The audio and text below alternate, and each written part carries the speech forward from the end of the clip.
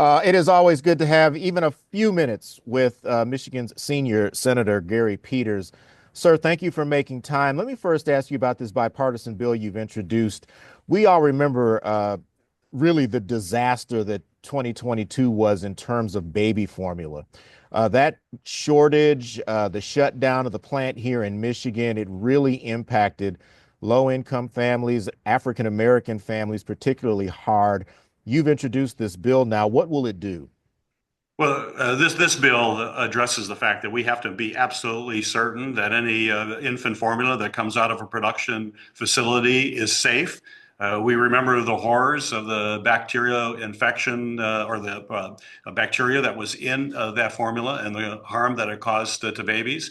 And as a result of that, we had a huge shortage of formula. But people were starting to hoard the formula, production was down, and you had many families who simply did not have access to infant formula to feed their babies. And when it was available, because of that acute shortage, it was often at exorbitant prices.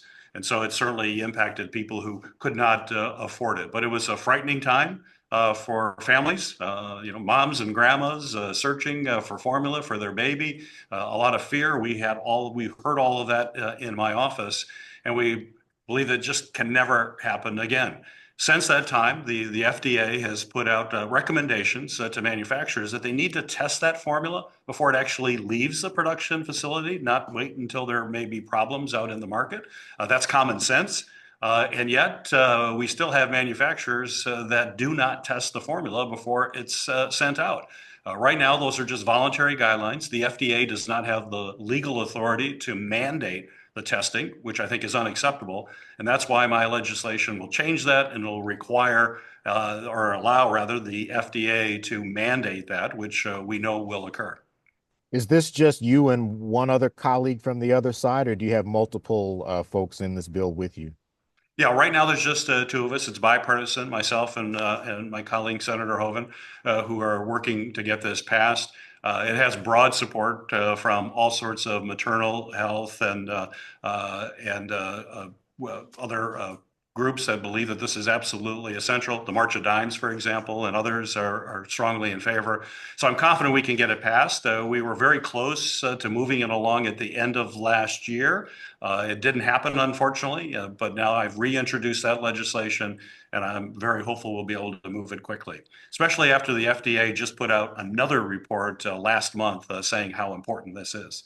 Absolutely. While I have you very quickly, can I ask you, can you comment at all? President Trump, obviously, in his first 3 weeks, has done a lot of stuff that's caused confusion and concern on several fronts. And here in Michigan right now, the article in the paper has everybody talking about his desire, if you will, to dismantle the Department of Education and what that could mean for schools and students and families here.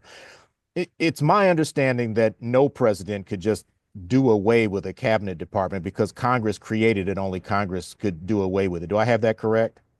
Well, that's true. You can't just get rid of the agency. It would be Congress would have to act, and in the case of congressional actions here in the Senate, because of our filibuster rule, it would take 60 votes, so it'd have to be done on a bipartisan way. But the threat that we're seeing from the Trump administration is that they believe that they can basically withhold funds that have been appropriated by Congress and not spend those. That's clearly illegal. It's unconstitutional. The courts have ruled that way. And yet we have, for example, before us in the Senate today is the nomination of Mr. Vogt to be OMB director, and he believes that he can withhold funding. So if the president decides just to withhold funding, the Department of Education would not have money to operate. Clearly, that's illegal, but it would require a court fight and certainly a battle ahead of us. There are a lot of key votes in addition to the one you just mentioned coming up for confirmations. Have you decided how you're going to vote on those individuals? I'm speaking specifically of RFK Jr. for health, Tulsi Gabbard, DNI, and Mr. Vogt. Yeah, in fact, I'm a big no vote on Mr. Vogt. In fact, I'm going to be on the floor today talking about that. We'll be spending over an hour going through how dangerous he is and basically operating in an unconstitutional way. Basically, if the president gets to break the law, when we appropriate money in Congress in a bipartisan way, the people's representatives, that is a law. And right now, Mr. Vogt and President Trump believe that they are above the law. And we've got to be very clear that a president is not above the law. He has to obey the law like all of us. And that's why Mr. Vogt is certainly a danger to our democracy. Last question for you, sir, because I know you have to run. This is the first time we've had a chance to speak since your big announcement. I'm wondering why you decided to do this at this particular time, and particularly since we had just seen the retirement of Senator Stabenow, the Capitol Hill retirement of Congressman Kildee, and now with you after the 118th, you're going to leave after the 119th. And seniority comes with privileges for you all on Capitol Hill, and that usually pays off big for the folks back here at home. Michigan's losing a lot of seniority in these three departures. How do you see Michigan's political stature on the Hill now going, after 2026 and your departure? Well, I never thought I'd come to Congress and stay my whole life. I always believed that this is something that you would do for a period of time and then go back to your private life. I think our founders of our country saw members of Congress as citizens first. They would serve for a period of time, then they would go back. And I agree. So that is basically what I'm doing. And I believe that you need to have new energy in Congress. Folks stay here many people stay here far too long. New energy, new, young, dynamic folks that come to Washington, D.C. as part of what is a vibrant democracy in my mind. And that's why I have decided not to run. I'm still around for 2 more years, so I'm not going anywhere for 2 years. But I thought it was important to announce that now because running a campaign, especially for the U.S. Senate, is a big endeavor.